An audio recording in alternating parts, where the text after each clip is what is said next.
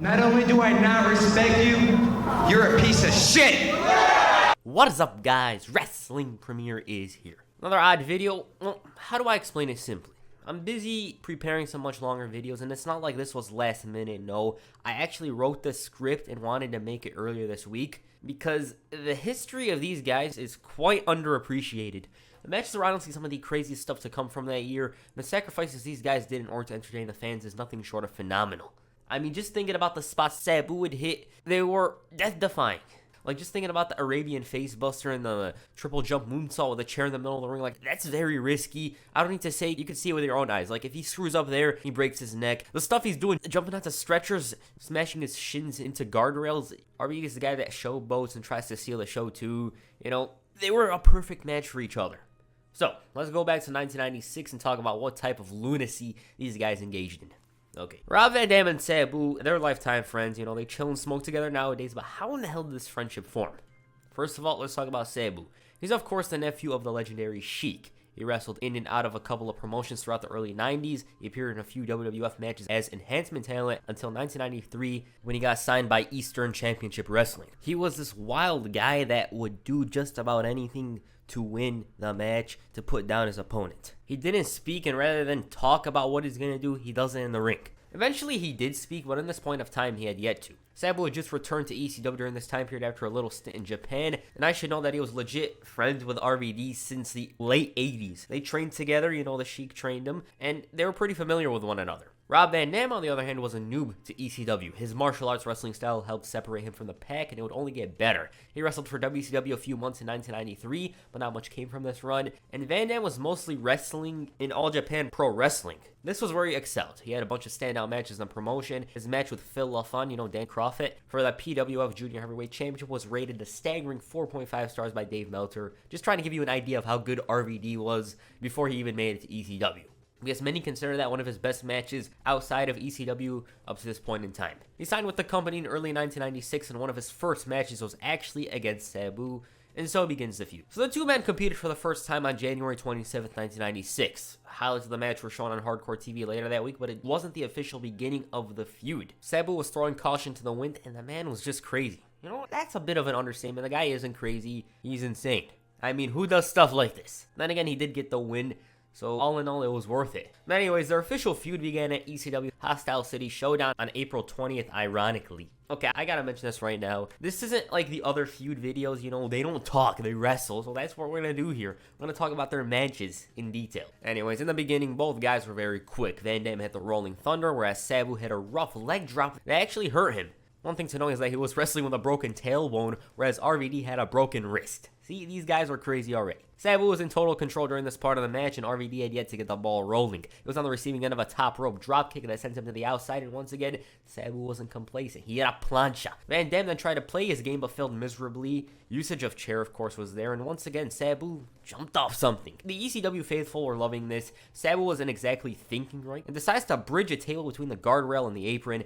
He ends up screwing the RVD's back into it. He goes for the spot himself, and that's what this match was. It was a total spot fest. Come to think about it, it's one spot after the other and whatnot, and I just feel it fit their characters very well. Like, these guys, that's what they were all about. Another leg drop from Van Dam, but this gets him a 2 count, gut wrench, a surfboard, and it makes sense, you know. Sabu had a broken tailbone, but since Van Dam's wrist was broken, he couldn't keep the hold in any longer. So it's back to the leg. Joey Styles mentioned how there was a lack of continuity in his attacks, you know. He wasted too much time figuring out what to do and ended up paying for it. Van Dam evades Sabu and hits a plancha of his own. This only gets him a 2 count. Then came this rough spot. So Sabu catches up to RVD, who's on the top rope. He accomplishes nothing of note and gets tossed straight into the table and the concrete floor. Van Dam proceeds to miss the axe handle, and the limping Sabu decides to hit a plancha once again through the table, this time twice.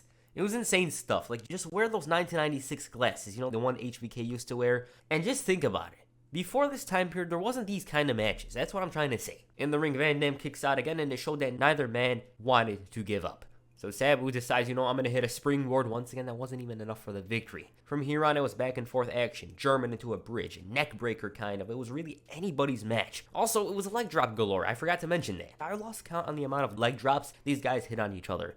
Van Dam was starting to get frustrated as he just couldn't keep this guy down. He was then on the receiving end of a bunch of punches and a bad-looking DDT, and that's to top it all off. Sabu hit the triple jump moonsault for the victory. Damn.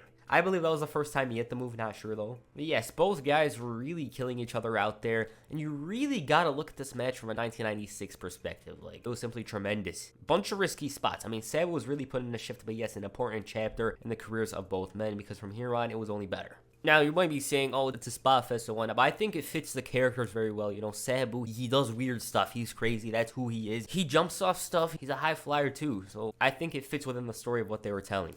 Right after the match, Sabu offered his hand, showing respect to Van Dam, but he snubbed him, and this initiated an asshole chant until the feud was on. They had a rematch at a matter of respect on May 11th, and this time around, the loser of the match must tell the winner that they respect them. Once again, another brutal affair from both men. Right out of the gate, Sabu was interested in some of the jumpy stuff. I mean, that's what he was about. Van Dam showed that two can play the game, although he botched there. Both guys were just persistent and very aggressive in the attack. I mean, Sabu hit a damn guillotine leg drop with a chair under RVD's head. He was pulling off stuff like this and wasn't giving a damn about his well-being. Van Dam, meanwhile, was trying to keep Sabu grounded, but that idea clearly wasn't working. He did, however, have Sabu scouted, so when he attempted the triple jump, boom, he threw a chair into his head before hitting a somersault himself. The guys were busting out whatever they had in mind. Didn't matter if the idea seemed outrageous in itself, they were going to do it. Things did slow down for a bit when Van Dam targeted the leg, and he eventually abandoned the process, and Sabu once again was flying high and going after the arm. The pace quickened once more, and this seemed to benefit RVD for only a few seconds, because as we know, Sabu doesn't stay down. Hurricanrana, a dropkick from RVD, then he proceeded to hurt himself with a leg drop on the chair, and it was yet another rough encounter. The guys were landing on concrete,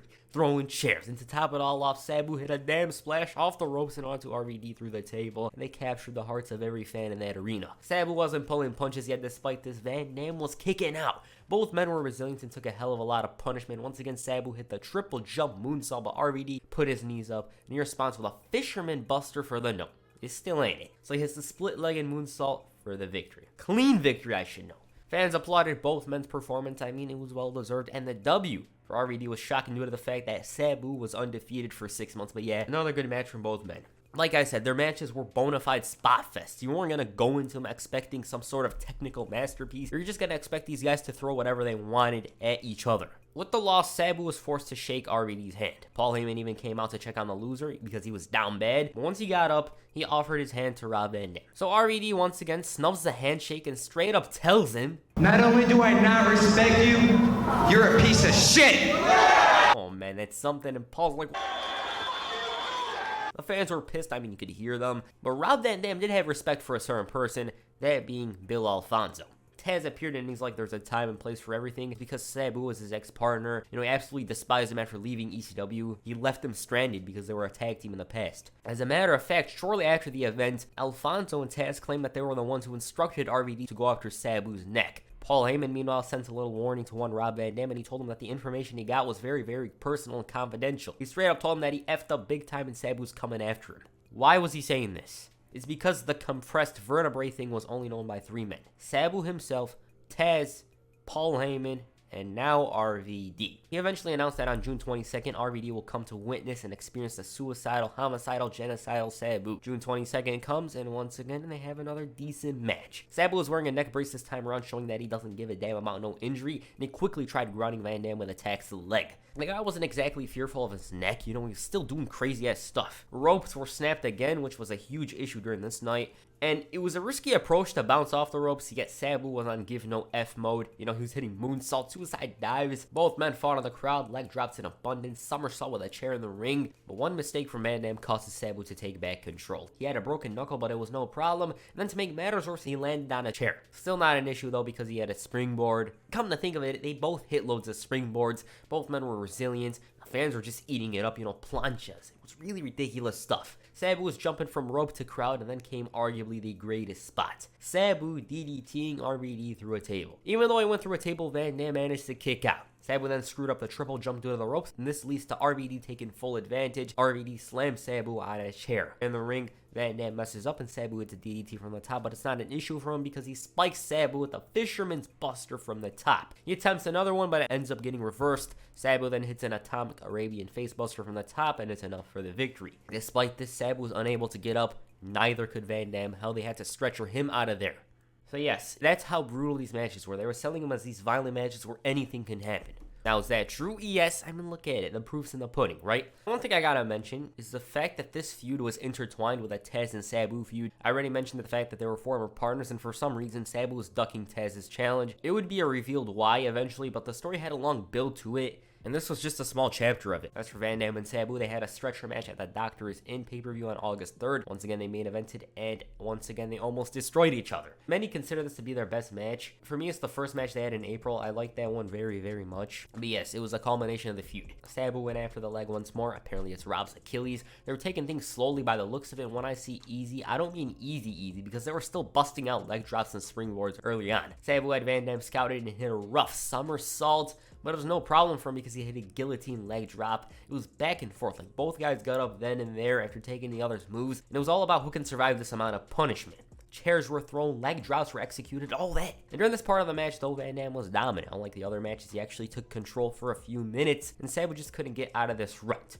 Once he did, though, he had a leg drop with a chair under, and it seemed like he hurt himself there. Van Dam once again effed up, and the fans let him know about it. Sabu was just messing around for the sake of it. I mean, he hit a mean-looking clothesline and then a triple jump moonsault, but oddly enough, he went for the cover. It was a stretcher match, so it didn't count, and of course, there had to be a stretcher spot. Unfortunately for Sabu, he hurt his shin in the process of hitting the moonsault. I mean, that's brutal. The MTs and the refs wheeled out both men, but Sabu ended up showing they're still fighting him, and he hit another leg drop. They made their way back to ringside where Van Dam hit a moonsault off the guardrail, and yes, it was anybody's match. Spot after spot after spot. Oh my god, it was ridiculous. And then to top it all off, Van Dam hit the Fisherman's Buster through the damn table. Sabu's back on the stretcher, but he still wants to fight. RVD was starting to get frustrated because he didn't know how to put this man down. I mentioned that earlier, because even when he throws a chair in his face, the man still has it in him to hit a springboard. As Van Dam attempts a Fisherman's Buster, Sabu counters into his own before running into an RVD chair. Then to top it all off, Van Dam tried hitting a somersault onto Sabu, who was on the stretcher, but he moved out of the way, and unfortunately for himself, that's all she wrote.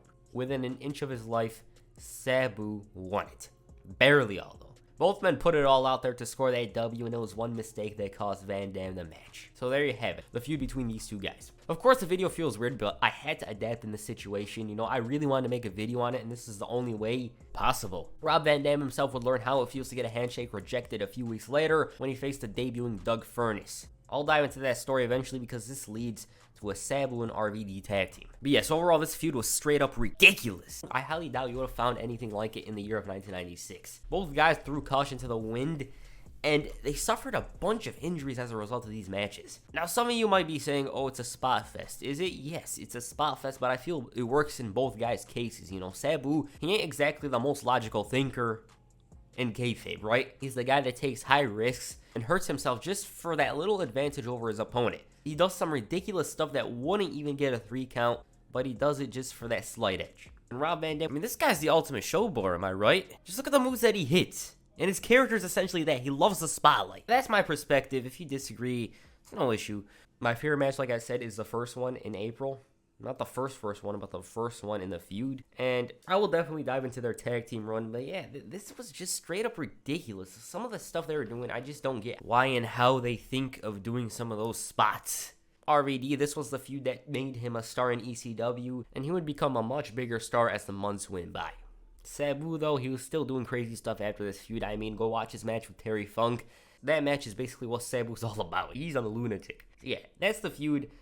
I think it's good. They told a great story in there. They went after each other's injuries. They were trying to kill each other for that W, so yeah. That's your first video. Make sure you hit a triple jump moonsault on the like button and perhaps the split-legged moonsault on the subscribe button. Peace. I'm out.